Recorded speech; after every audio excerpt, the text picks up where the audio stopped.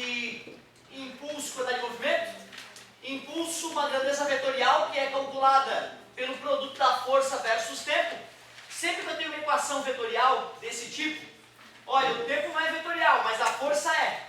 Como é que tu vai saber qual é a direção e qual é o sentido do impulso? Basta olhar para a direção e para o sentido da força. Quantidade de movimento é uma grandeza vetorial definida pelo produto entre massa e velocidade.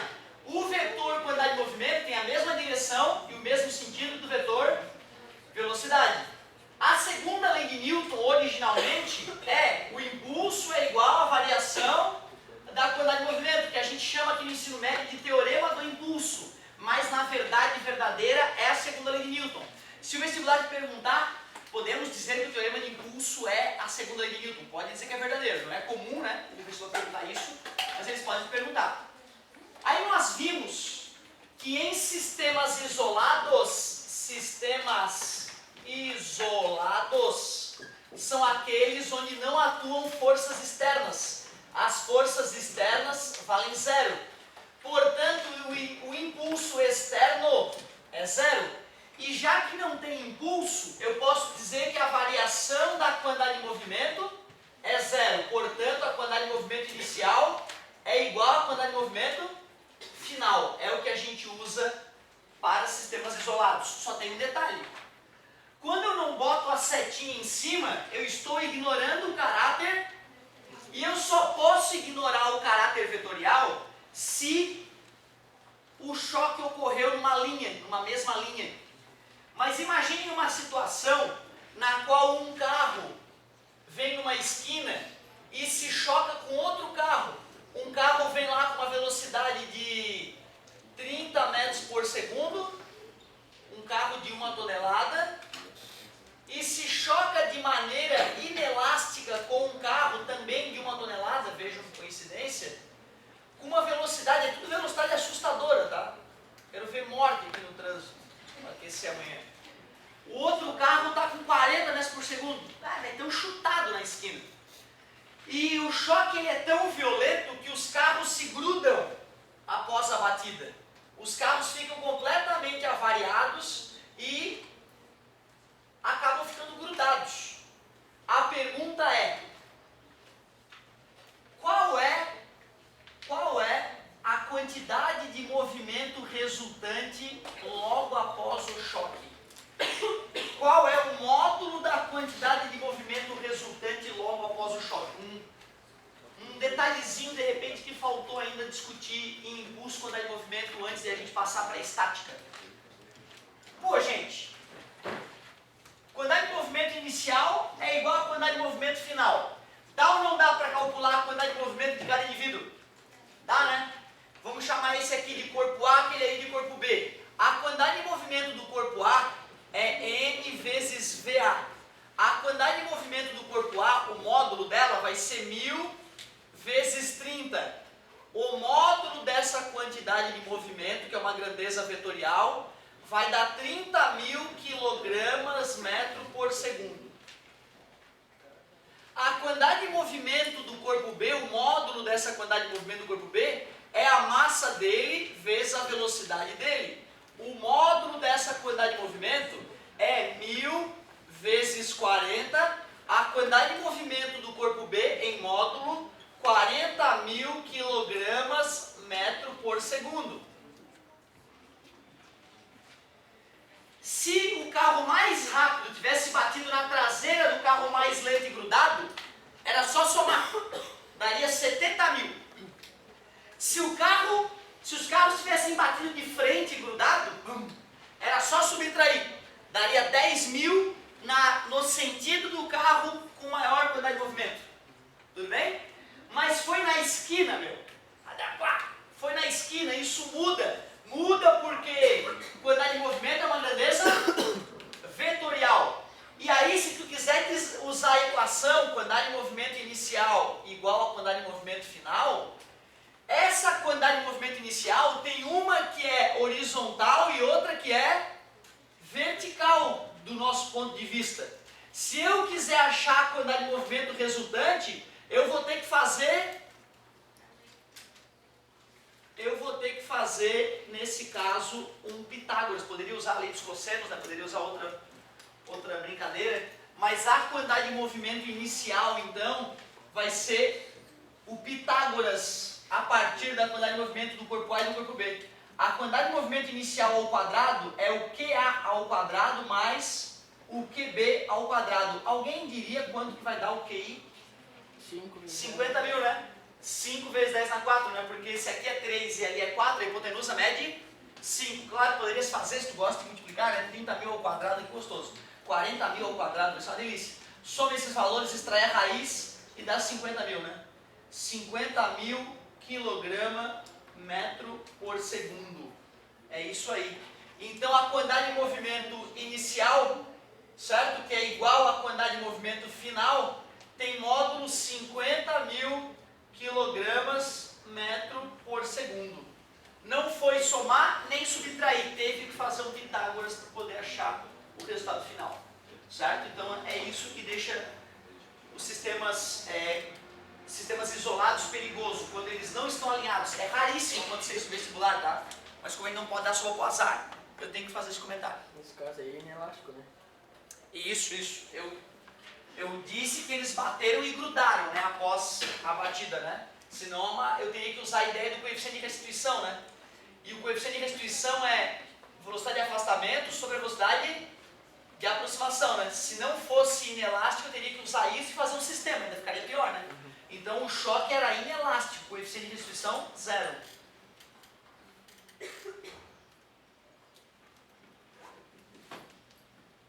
É isso aí. Então um comentáriozinho importante, volta e meia o vestibular cobra essa noção, é mais raro, na maioria dos casos os carros estão alinhados quando se chocam, os objetos, né, estão alinhados, mas se não houver esse alinhamento, merece uma atenção especial. Feita essa revisão, né, pode arriscar alguma coisa já para a aula que vem de sistemas isolados. Mas, agora sim, eu posso dizer que eu vou entrar em algo inteiramente novo. Que seria estática. Estática estuda os corpos em equilíbrio. Estuda os corpos em equilíbrio. Cuidado, hein? Equilíbrio na física é força resultante igual a...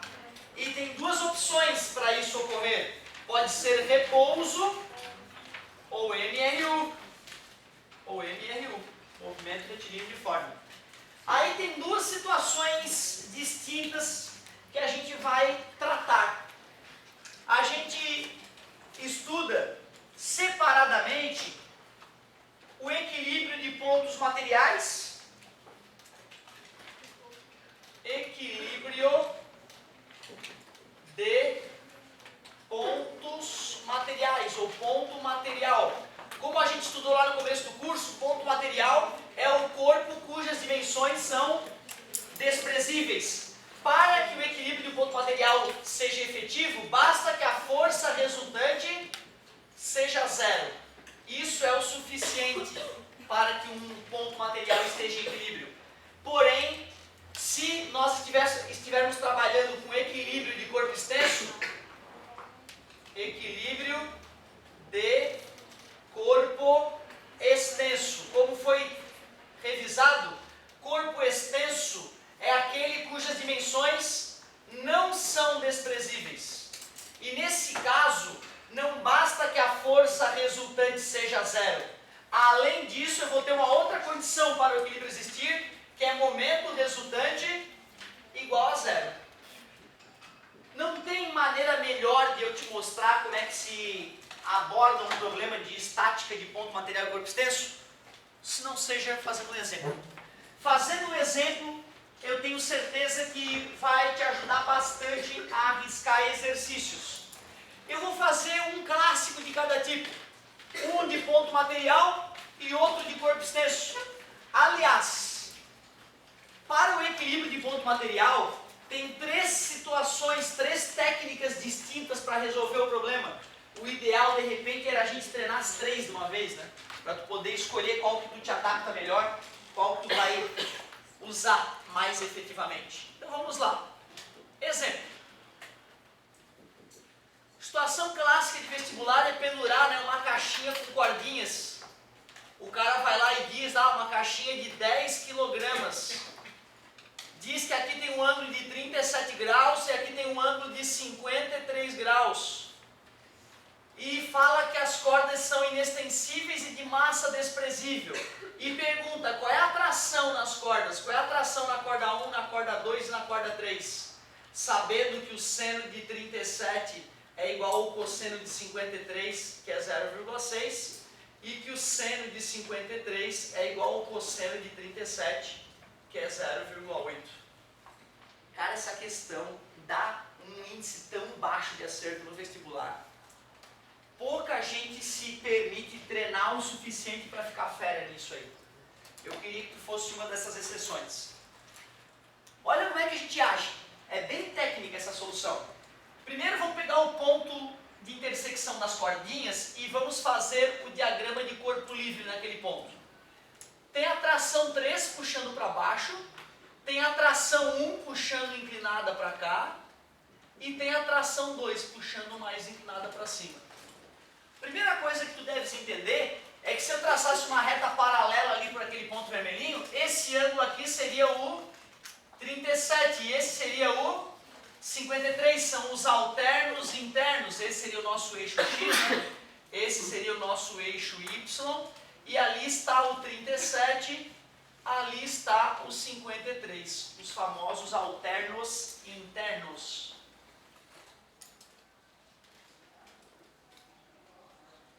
Primeiro passo é esse, então. Mais uma vez a gente teve que fazer um diagrama de corpo livre. Essa tração 3 é oriunda da onde, essa tração 3?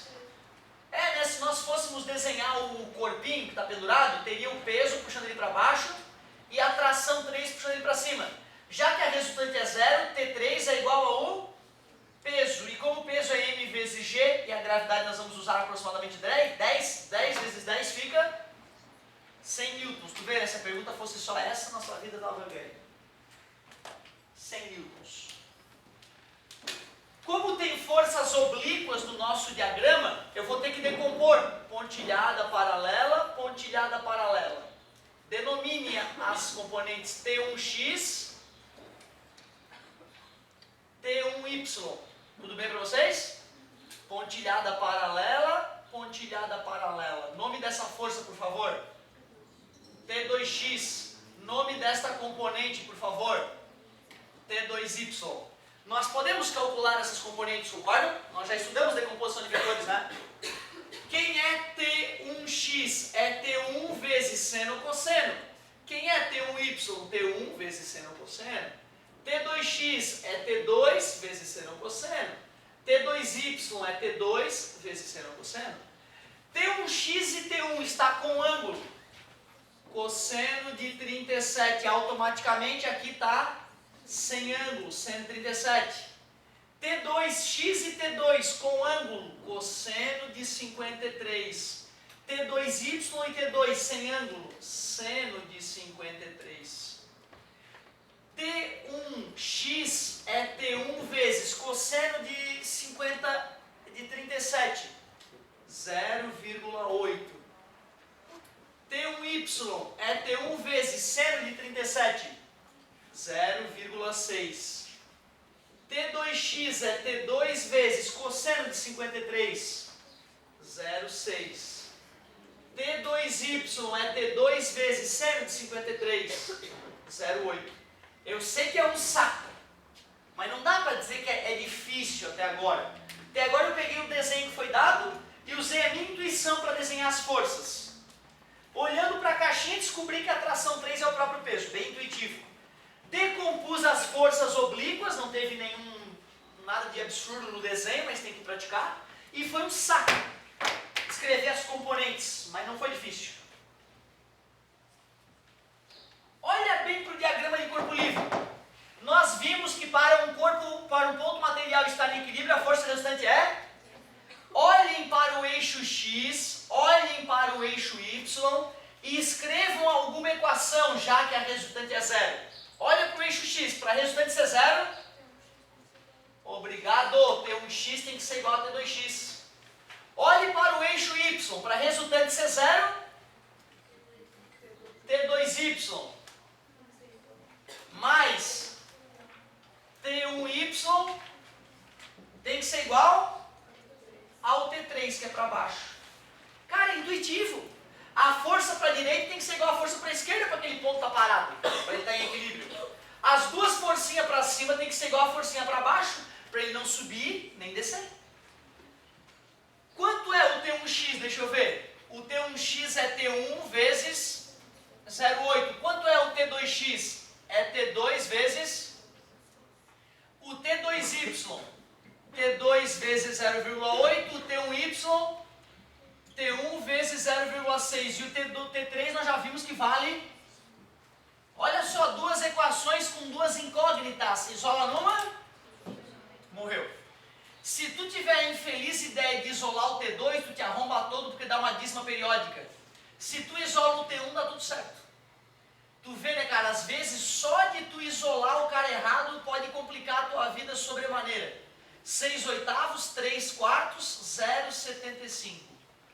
Isolou numa, substitui na outra. 0,8T2 mais, no lugar do T1, 0,75T2 vezes 0,6 igual a 100. 0,8T2 mais 6 vezes 5, 30, foi 3. 42 mais 3, 45.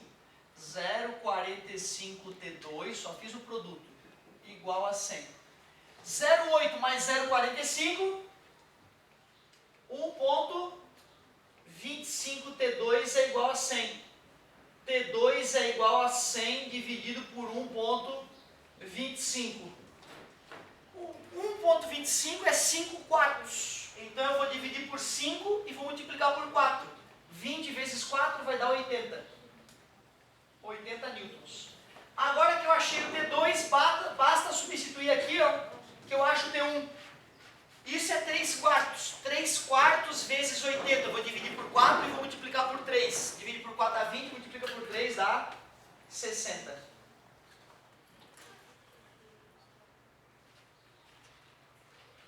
Bah. Tem outras técnicas, tem outras duas técnicas legais que são mais fáceis, inclusive. Pô, professor, por que tu começou com a mais chata? Porque ela resolve todas. Ela é poderosa, ela resolve todos os problemas possíveis do vestibular, os clássicos. Agora, as outras técnicas nem sempre vão resolver o problema, certo? Então, essa aí é a técnica ninja. Quais foram os passos? Diagrama de corpo livre, decomposição de vetores, equação da força resultante no eixo X e no eixo Y, sistema de equação. Pelo menos 4 passos foram usados. Diagrama de corpo livre, decomposição de vetores, sistema de equação, já que a força resultante é 0, uma equação para x e uma equação para y, e resolver sistema de equação. Então, pelo menos uns 4 passos. Tem que praticar, bicho. Se o cara não praticar, difícil o cara sair dessa. Difícil o cara sair dessa. Então, essa a gente poderia chamar de técnica da decomposição. A gente faz o diagrama de corpo livre, decompõe os vetores, e já que a resultante é 0, mata a charada. Deixa eu comentar quais são as outras técnicas. Deixa eu apenas comentar quais são as outras técnicas. Uma das técnicas é chamado de teorema de Lamy.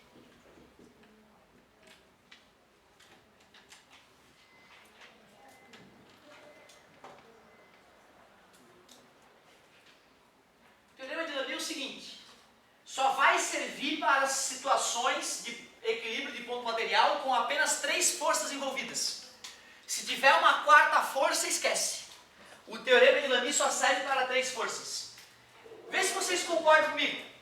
Eu vou pegar aquelas 3 forças, ó, e eu posso criar um triângulo com aquelas forças. Porque já que a força resultante é 0, eu posso dizer que a força T3...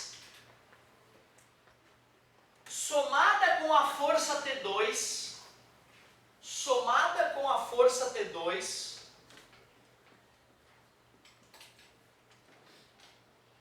e somada com a força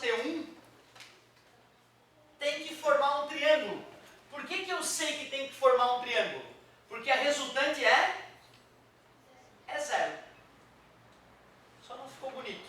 Deixa eu refazer então. Se eu olhasse para cá, né? Ficaria mais bonito de fazer o desenho. Então tem a força T1 apontando para lá. A força T2, em vez de eu fazer ela aqui, eu posso fazer bundinha na cabecinha, se eu quiser, não posso? Posso fazer aqui a força T2. Essa é a T2. Essa aqui é a T1. E a T3, bundinha na cabecinha, teria que fechar um triângulo perfeito, já que a força resultante é zero. Se eu conhecer os ângulos entre aquelas forças, eu posso usar conceitos de geometria para matar a charada. E dá para achar o ângulo entre aquelas forças.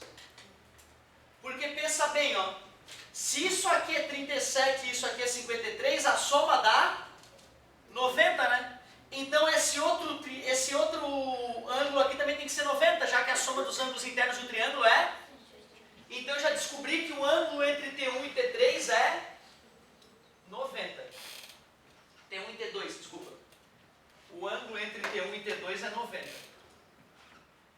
Poxa, o ângulo entre T3 e T2, o ângulo entre T3 e T2 é esse ângulo aqui, vê se tu concorda. Ó. Né? Esse ângulo aqui é OPV com esse ângulo aqui, ó, que é esse ângulo que eu desenhei aqui em cima. Ó. Que ângulo é aquele ali de cima, galera? Aqui é 53, não é? Se o total é 90, aqui tem que ser 37. Então eu descobri que aquele ângulo ali é 37. E se aquele ângulo ali é 37, esse ângulo aqui tem que ser 53. Vamos garantir que o ângulo entre T1 e T3 é 53? Teria que ser esse ângulo aqui, né? Certo? E de fato, né? Se aqui é 37, aqui em cima tem que ser 53. Achamos os ângulos, então. O teorema de Lamy, na verdade, é a aplicação da lei dos senos da matemática, que serve para qualquer triângulo, que diz que o lado de um triângulo dividido pelo seno do ângulo oposto é igual a outro lado do triângulo dividido pelo seno do ângulo oposto, seno de 90. Como eu já sei o T3, eu vou achar o T2 com toda a facilidade do mundo. Ó. O seno de 53 era 0,8. Quanto era o T3? 100. E alguém sabe quanto é que é o seno de 90? 1, parabéns, círculo trigonométrico. Esse é o eixo do cosseno, esse é o eixo do seno. Quando eu estou com 90 graus, eu estou preenchendo todo o eixo do seno, por isso que o seno de 90 é 1. Observa, para poder usar o teorema de Lamy, tem que ter noções de círculo trigonométrico, né? Está dividido, passa multiplicando, T2 deu igual a... Cara, é instantâneo, uma equação boba. Bum, 80. Olha o que nós temos que fazer no outro. Um monte de decomposição e sistema. O teorema de Lamy ele é um bicho quando só tem 3 forças do sistema. Vamos fazer a outra parte. T1 dividido pelo seno do ângulo oposto, T1 dividido pelo seno de 37, é igual a T3 dividido pelo seno de 90. Eu quero descobrir T1, seno de 37 é 0,6, T3 vale 100, seno de 90 vale 1, está dividido, passa multiplicando, 0,6 vezes 100, 60. Bom. Só cometi um erro. Cometi um erro idiota. Não é um erro, eu fiz a questão, tá certo, tudo bonitinho. Só que eu misturei o teorema de Lamy com meta poligonal. O teorema de Lamy, propriamente dito, seria assim, ó. Eu não precisaria ter feito aquele desenho ali, ó. Não precisaria. Eu poderia ter usado o próprio desenho original, que tinha T3 para baixo, não era? T2 para cá e T1 para cá. Eu poderia ter usado o desenho original. Como esse ângulo aqui era 53 e aqui embaixo tem 90, esse ângulo todo dá 90 mais 53, que é 143. Como esse ângulo aqui era 37 e aqui embaixo tem 90, 90 com 37, 120. 127. E aqui nós já tínhamos visto que era um ângulo de 90. O teorema de Lamy é para ser aplicado a partir desse desenho aqui mesmo. Por exemplo, eu poderia dizer que T1 dividido pelo seno do ângulo oposto, seno de 143, é igual a T3 dividido pelo seno de 90. Ah, professor, ficou diferente, ó.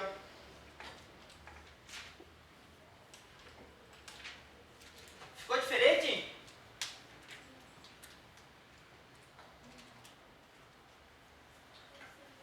Ah, é verdade. Se o cara sabe círculo trigonométrico, ele sabe que o ângulo de 37 e o ângulo de 143 eles têm o mesmo seno. Projeção é a mesma, né? Tem o mesmo seno, então vai dar o mesmo resultado. T1 sobre o seno de 143 é igualzinho ao 137, que vale 0,6.